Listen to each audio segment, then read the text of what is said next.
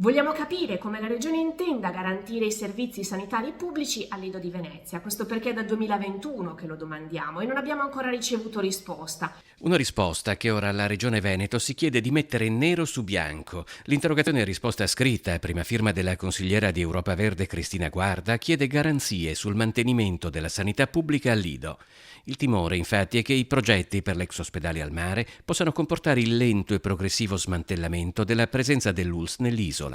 Dato che appunto l'ex ospedale del mare verrà utilizzato per uno scopo importante, che è quello della ricerca e dell'innovazione in ambito medico-sanitario, vogliamo comprendere come saranno garantiti gli spazi per tutelare i servizi esistenti e realizzare quelli che erano stati promessi, compresa la Casa della Comunità. A fronte dell'ipotizzato spostamento dei servizi presso l'area ex ginecologia, l'interrogazione alla Regione chiede nello specifico quali saranno le opzioni progettuali che assicureranno al Padiglione Rossi, il cosiddetto monoblocco, il mantenimento e lo sviluppo delle prestazioni sociosanitarie. Abbiamo ripresentato un nuovo atto ispettivo in Regione del Veneto, io e i consiglieri Ostanel, Lorenzoni e Baldin, per avere finalmente chiarezza e aiutare i cittadini locali e i comitati che si sono attivati per la tutela del servizio sanitario pubblico.